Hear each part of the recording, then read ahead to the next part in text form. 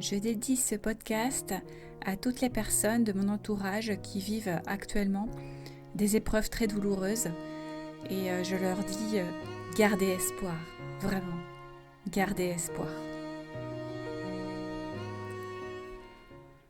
Bonjour à tous et à toutes, bienvenue dans le Lueur d'éveil, c'est Corinne et aujourd'hui j'avais envie de vous faire un podcast un peu différent. Je souhaitais vous parler en fait de l'espoir parce que j'ai eu cette semaine quelques échos de personnes qui m'ont parlé de leur souffrance et je voulais donner vraiment une note d'espoir aujourd'hui par rapport à cette vie qui peut vraiment être difficile, douloureuse et souffrante parfois. Voilà, j'ai eu écho de difficultés rencontrées par les personnes avec soit de graves problèmes de santé, voilà, soit de dépression vraiment forte et difficile à dépasser et avec une certaine forme de, on va dire, de difficulté à pouvoir réagir face à ça, comme si on devait subir ces états-là parce qu'on ne trouve aucun moyen de pouvoir les transcender. Et je comprends tout à fait, parce que j'ai pu, moi aussi, évidemment, vivre des épisodes comme ça. Et c'est très difficile quand on est dans le tourbillon, même de ce type d'épreuve, de sortir la tête de l'eau.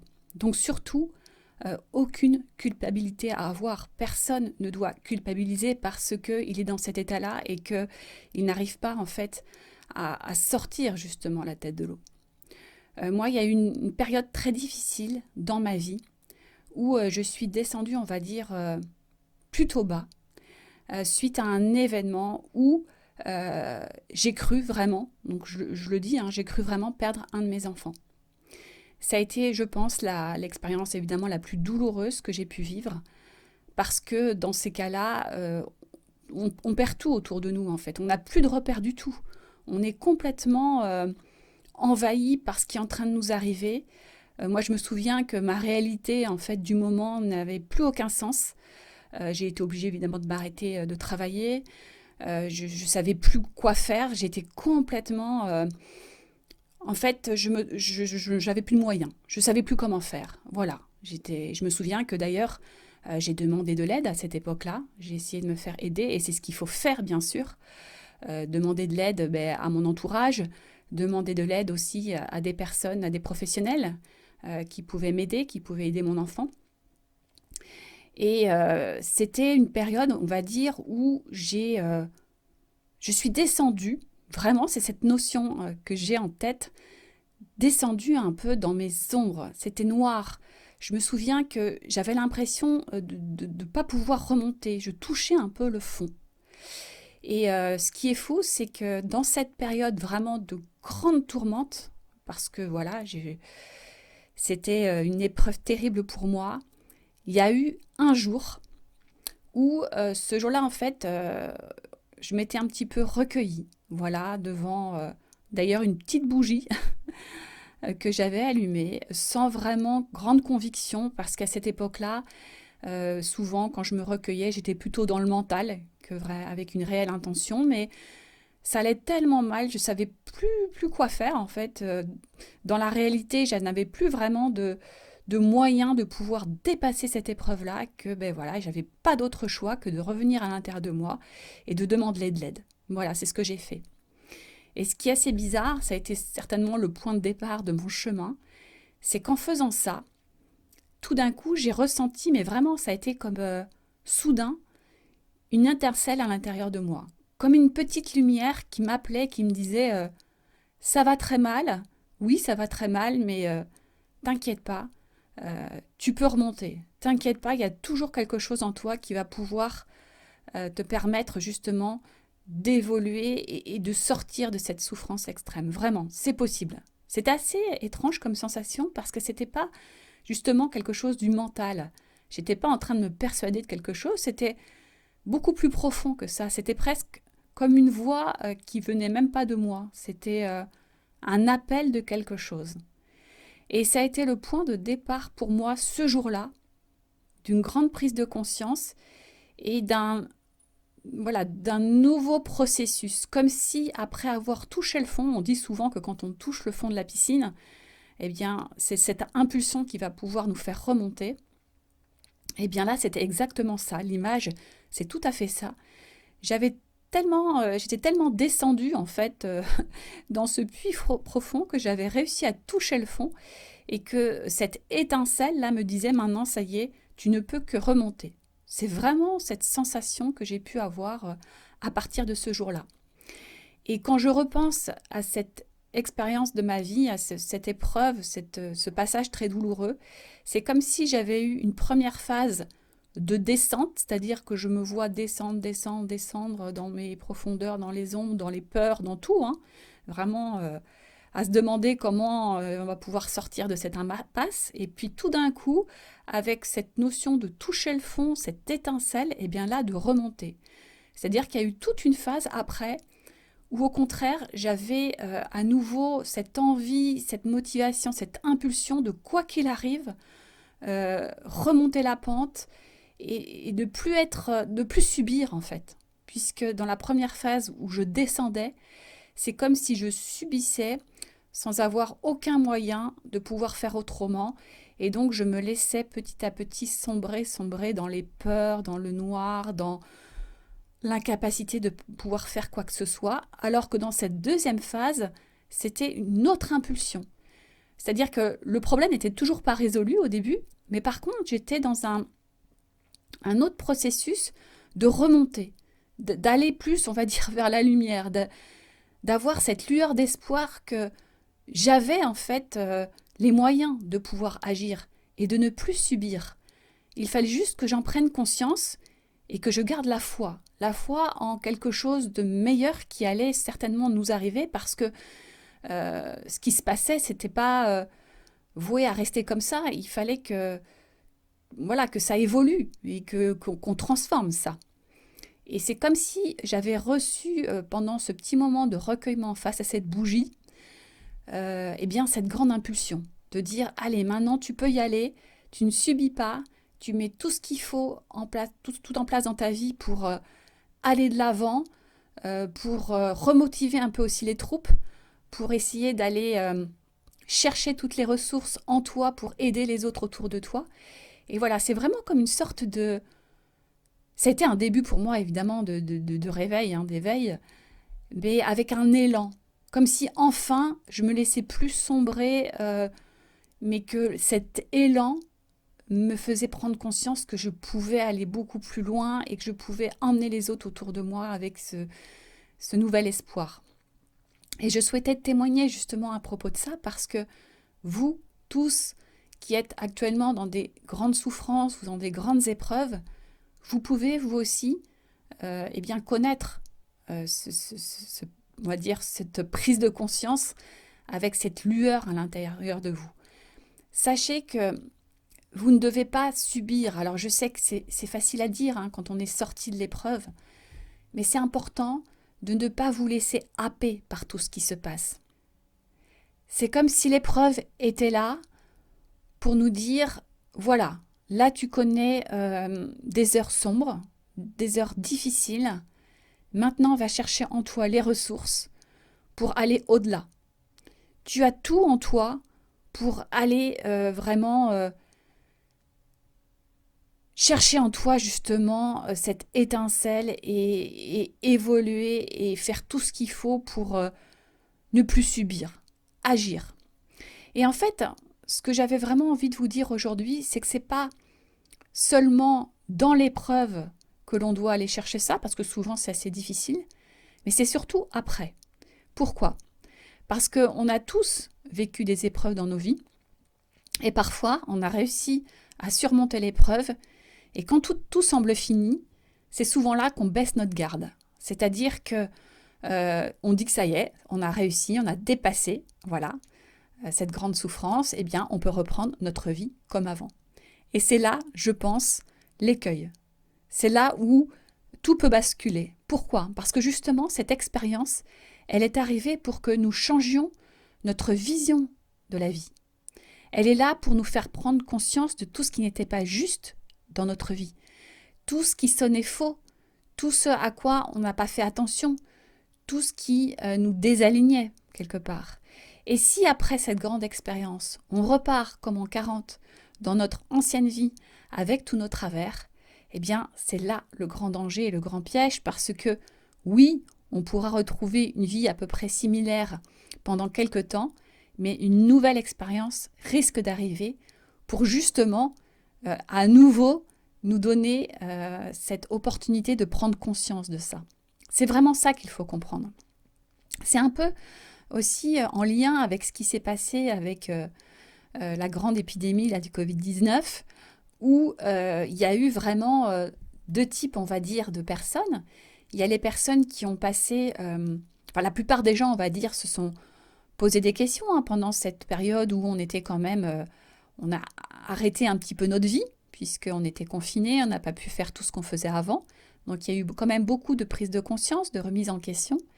Et puis il y a les gens, certaines personnes qui, après le Covid, comme ça y est, on a pu refaire à peu près tout ce qu'on pouvait faire, eh bien sont repartis comme avant. Mais c'est-à-dire vraiment dans ce côté l'action, l'action, l'action. Je veux absolument que tout redevienne comme avant parce que comme c'était avant, forcément c'était bien parce que c'était ce que je connaissais, etc. Et c'est dommage de ne pas avoir profité de cette période justement de, on va dire, un petit peu repli sur soi pour changer les choses qui ne fonctionnaient plus dans notre vie. Alors ça ne veut pas dire tout changer, bien sûr, parce qu'il y a certaines choses qui fonctionnaient très bien. Mais sur d'autres domaines où peut-être il y avait des ajustements à faire, il y avait peut-être voilà, des petites habitudes qui ne nous convenaient plus, qu'il était bien de changer, voilà, eh bien, quelquefois, on n'a pas réussi à, on va dire, prendre cette épreuve pour nous donner cet élan de mettre plus d'authenticité dans notre vie. Et je pense que l'épreuve est vraiment là pour ça. Donc, je voulais vous donner cette note d'espoir de vous dire que si vous n'arrivez pas, pendant justement l'épreuve, pendant que vous avez la tête sous l'eau, à avoir cette prise de conscience, ce n'est pas si grave que ça, mais quand l'épreuve est passée, que ça y est, vous pouvez à nouveau respirer, c'est peut-être là où il va falloir justement vous poser les questions et vous dire qu'est-ce qu'il faudrait que je change maintenant par rapport à ce que j'ai vécu, qu'est-ce que ça me fait poser comme question, qu'est-ce que ça m'amène à mettre en place dans ma vie justement pour pas vivre à nouveau ce type d'expérience-là. Voilà, c'est plutôt ça que j'avais envie de vous dire. Parce que moi, j'ai vécu ça. Et cette épreuve que j'ai vécue, là, cette période de ma vie qui a été vraiment très, très profonde et douloureuse, j'en avais peut-être eu quelques-unes auparavant et qui ne m'ont pas permis justement de mettre en place ces changements dans ma vie. Et c'est peut-être pour ça que cette grande épreuve est arrivée. Et celle-là, elle a été si forte pour moi, en tout cas si violente, que là, je n'ai pas pu faire autrement. Et voilà, évidemment, il ne faut jamais culpabiliser. On est là tous pour évoluer. Il n'y a pas, voilà, aucune culpabilité à avoir, mais en tout cas, essayez de voir dans ces expériences-là ce que vous pouvez justement garder de bon pour la suite. C'est vraiment ce que j'avais envie de vous dire. Et justement, cette semaine, j'ai eu la chance de croiser des personnes que j'aime beaucoup, avec qui j'ai travaillé il y a quelques années. Et ce sont de magnifiques personnes. Moi, je n'étais pas à ma place dans mon ancien travail, c'est pour ça que je l'ai arrêté. Par contre, il y avait vraiment une très belle ambiance dans cette équipe-là. Et je les revois régulièrement. J'aime les revoir parce que ce sont voilà, des personnes vraiment superbes, magnifiques, avec qui j'ai de bons rapports et j'aime beaucoup les voir. Et au cours de cet échange qu'on a eu, il y a des mots qui sont arrivés et qui, pour moi, avaient tout leur sens. Alors, je vais reprendre ces mots dans cet audio. Il y a une des personnes, après avoir voilà, parlé de son expérience douloureuse, qui a dit maintenant, en vivant ça, je relativise. Et ce mot-là, justement, est très, très important. Il faut le garder, ce mot-là, parce que quand on dit je relativise, ça veut dire quoi? Ça veut dire qu'en vivant une expérience comme ça, extrêmement forte et douloureuse, ça nous permet de prendre un peu de la hauteur par rapport à notre quotidien qui peut paraître parfois un peu superficiel.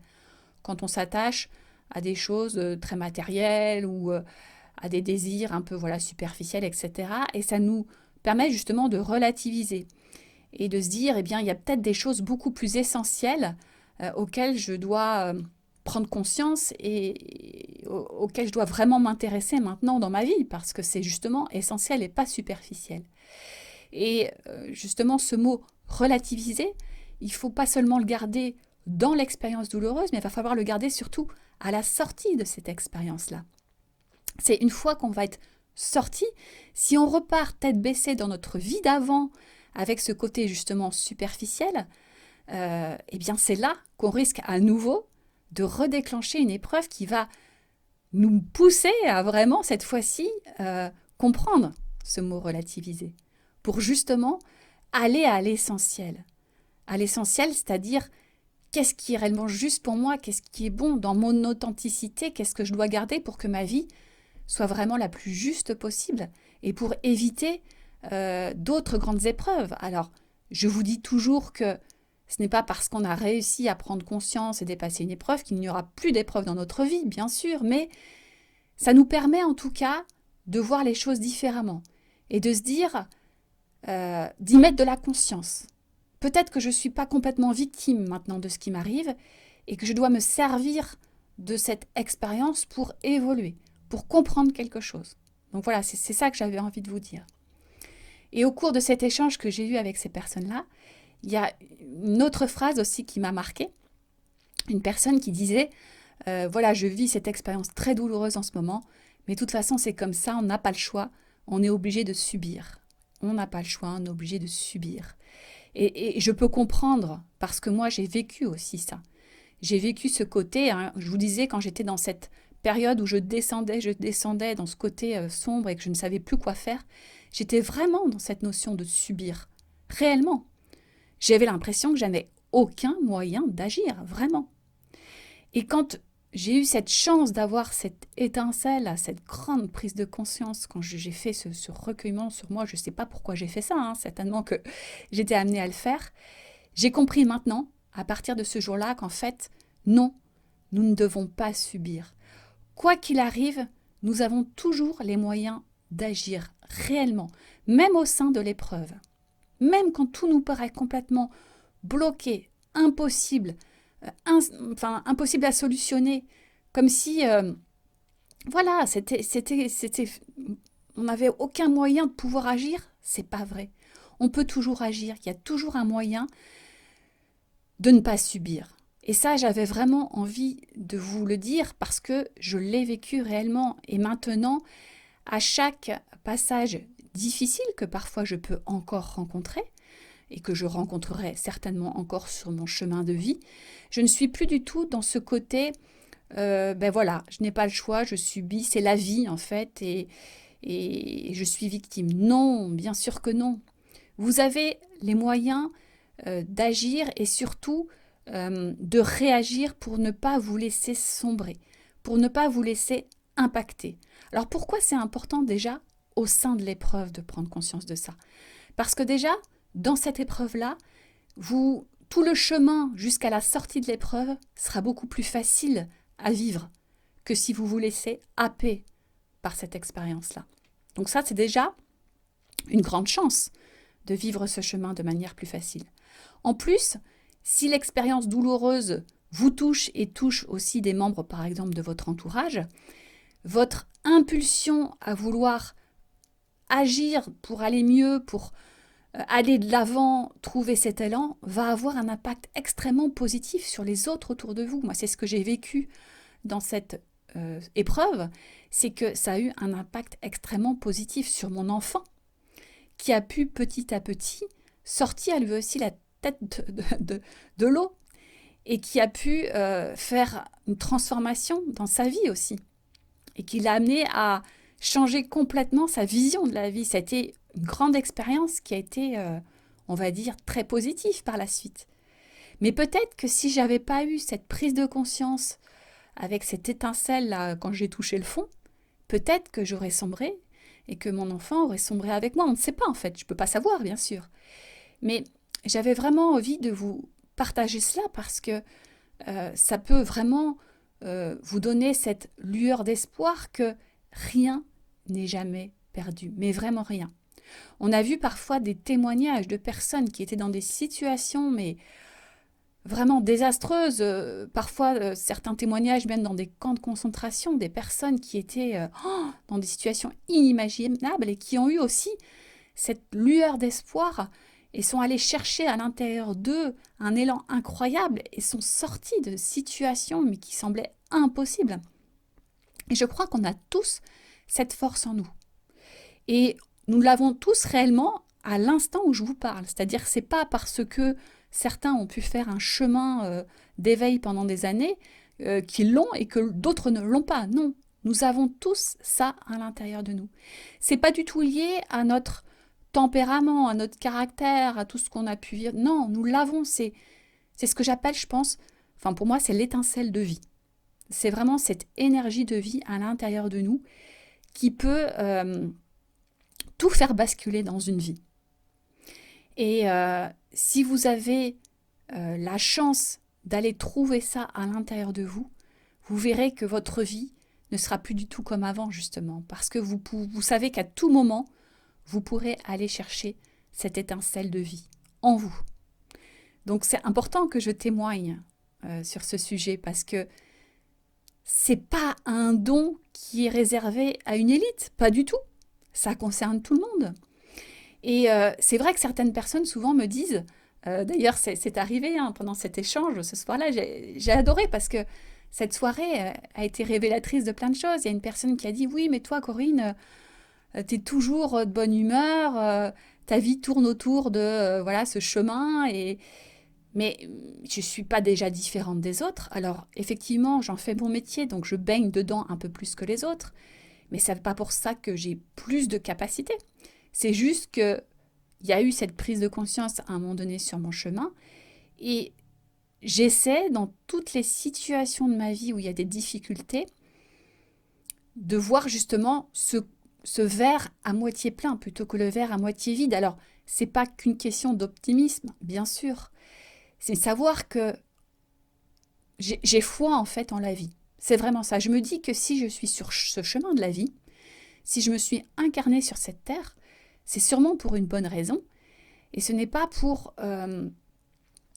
enchaîner des expériences douloureuses pour sombrer de plus en plus. Sinon, quel est l'intérêt finalement? Pourquoi serions-nous là? C'est un peu ce que j'expliquais dans le dernier podcast que j'ai fait en parlant du grand jeu de la vie. Je pense que l'enjeu en tout cas, c'est comment nous allons réagir face à l'épreuve. Comment nous allons tirer l'expérience de cette épreuve pour justement aller mieux et s'en servir pour la suite. Et ça m'appelle à vous parler de la troisième phrase que j'ai entendue ce soir-là encore. Une personne qui a eu un gros problème de santé et qui disait maintenant je vais mieux et du coup je me remets dans ma vie d'avant, j'essaie de me remettre dans l'action, de remettre en place toutes mes activités d'avant, peut-être même quelquefois de fuir un petit peu dans la suractivité. Et ce qui est complètement humain, et moi je l'ai fait, donc attention pareil, toujours aucune culpabilité. Mais ce que j'avais envie justement de vous dire, c'est que ça aussi c'est l'écueil, vraiment.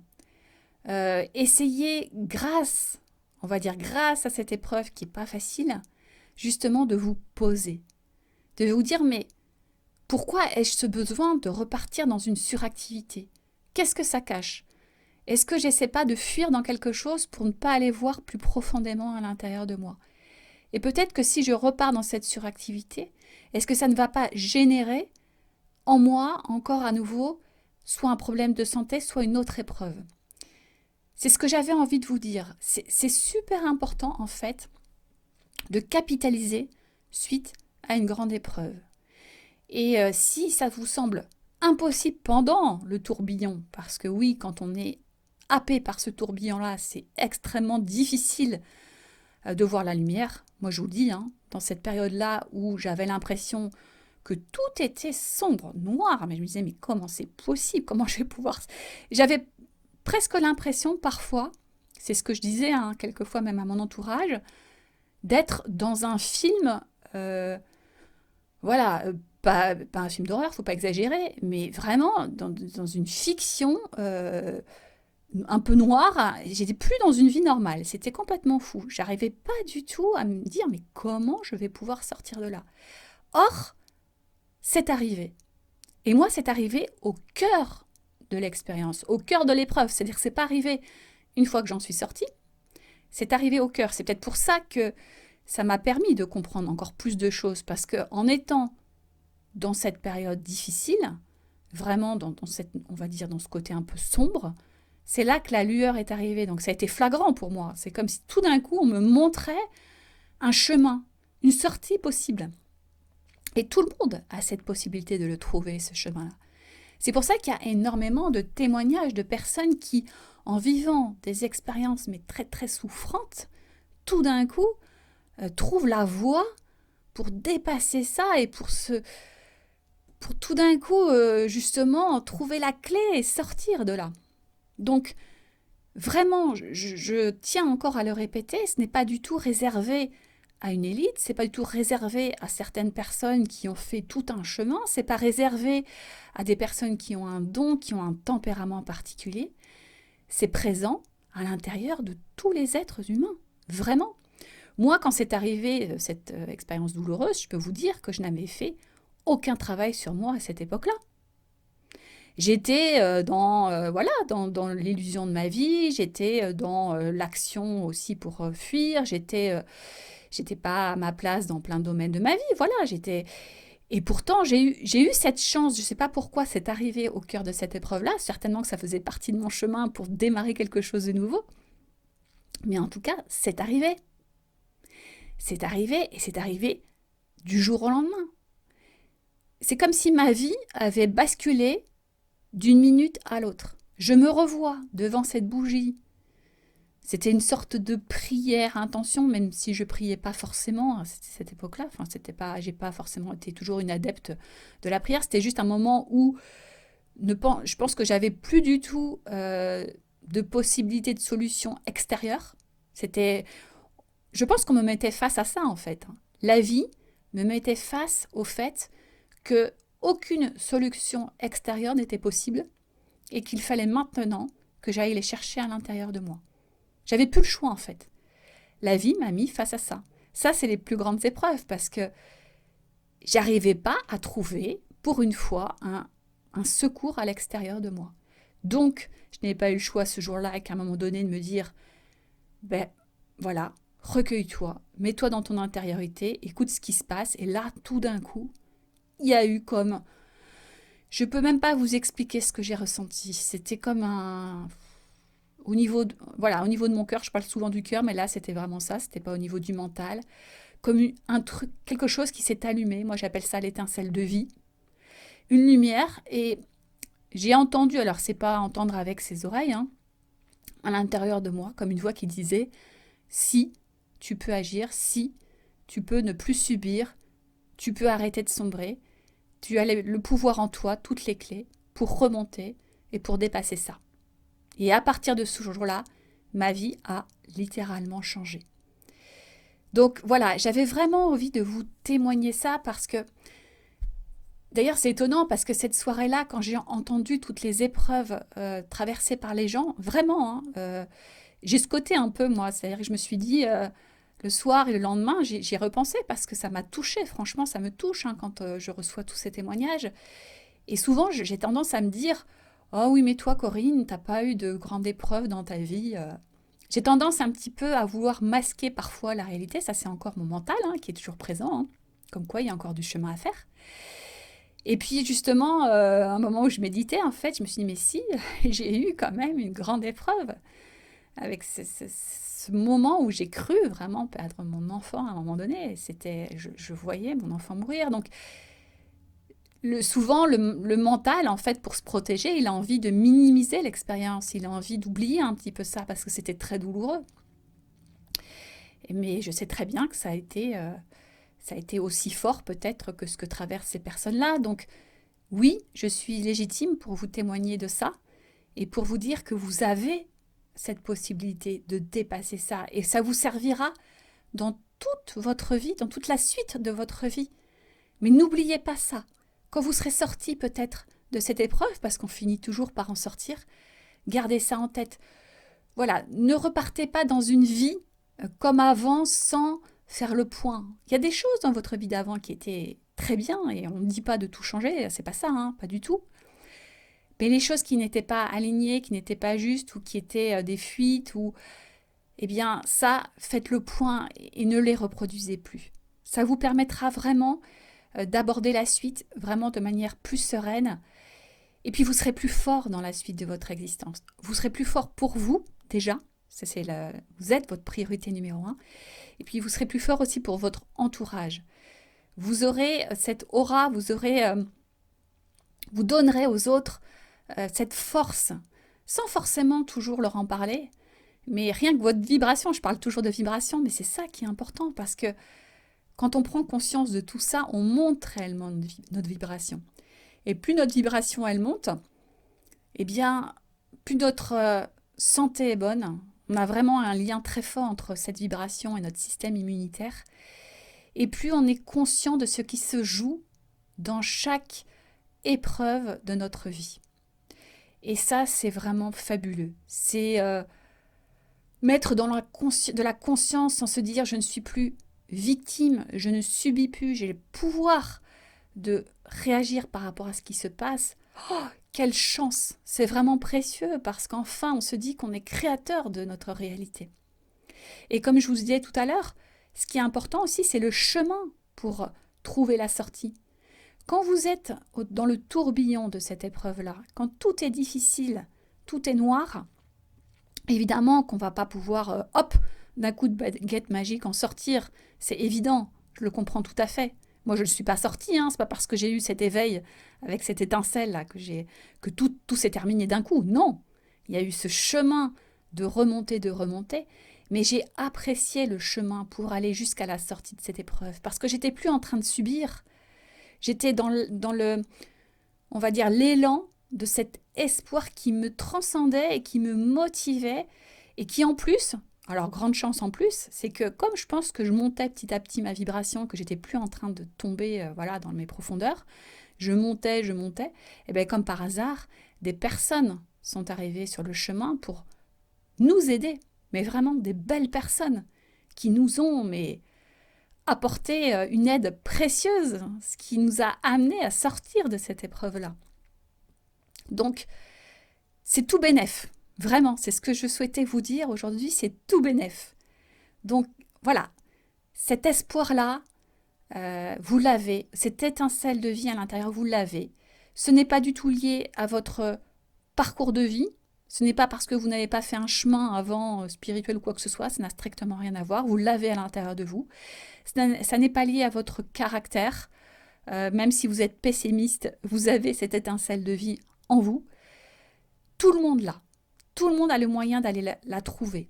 Alors parfois, on la trouve comme moi, c'est-à-dire au moment où on est au plus profond du sombre et hop, du coup on touche le fond, il y a cette étincelle, moi avec ce moment de recueillement. Et d'autres personnes se réveillent, ont cette étincelle-là d'une autre manière. Après, je peux bien sûr, moi, vous aider à réveiller ça, mais il y a plein de façons d'avoir ces prises de conscience-là. Il n'y en a pas qu'une. À chacun son chemin. Le principal, c'est en tout cas de savoir que c'est possible. Ne vous interdisez pas. Voilà, quand j'entends les gens dire « Non, je ne peux rien faire, je n'ai pas le choix que de subir », ça me fait du mal parce que bien sûr que vous avez le choix de ne pas subir. Bien sûr, vous avez ce pouvoir à l'intérieur de vous. Et ce n'est pas quelque chose d'inatteignable, pas du tout. Il faut juste en avoir conscience déjà et aller le chercher tout au fond de soi. C'est un peu cette notion de foi. Alors quand je parle de foi, je ne parle pas du tout de religion, parce que moi, je ne parle pas du tout de religion d'ailleurs dans mon métier, dans mes accompagnements, parce que j'accompagne des personnes qui sont de différentes religions. Donc voilà. Mais la foi, c'est plus au sens étymologique du terme, puisque dans le sens au latin, c'est fides, et ça veut dire confiance. C'est plus là-dedans.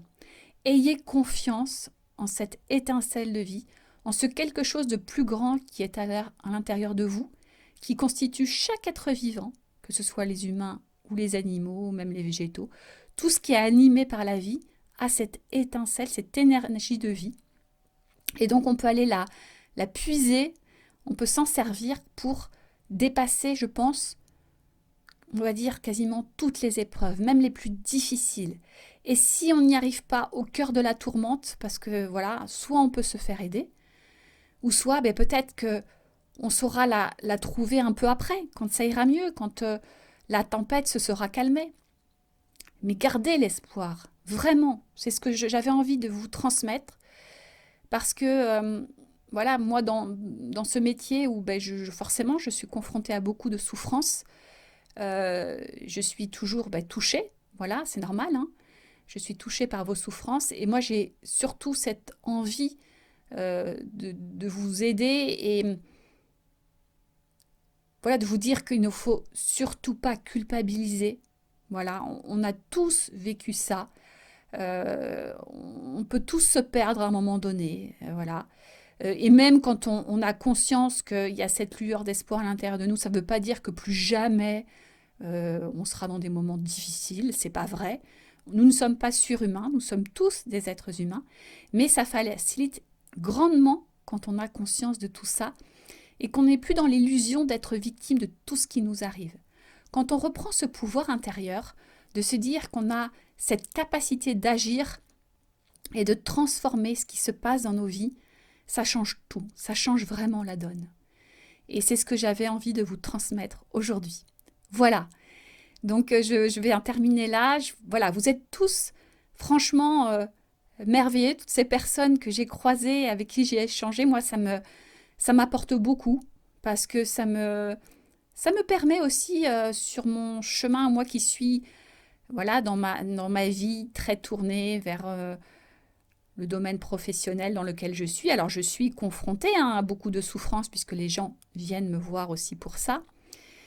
Je les aide, mais quand je rencontre d'autres personnes qui ne sont pas forcément liées à mon travail et qui me témoignent aussi leurs souffrances, eh bien je suis très touchée et sur le moment, c'était pas le moment, voilà, que pendant cette soirée-là, que j'aborde tous ces sujets-là, parce que c'est pas le but.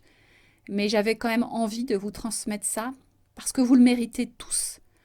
Et que vous êtes vraiment des très belles personnes, parce que ces personnes avec qui j'ai parlé de ça cette soirée-là, je les connais très bien depuis beaucoup d'années.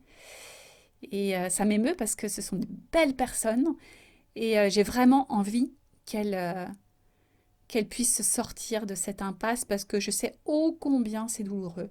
Et quand je l'ai vécu, moi, à cette époque-là, j'étais d'ailleurs au sein de cette entreprise-là et j'étais très épaulée par les gens qui étaient autour, qui ne m'ont pas jugée, qui ont été très présentes et ça a été une grande aide pour moi. Donc si je peux apporter de l'aide aussi, voilà, c'est rien qu'avec cet audio-là, c'était ce que je souhaitais faire aujourd'hui.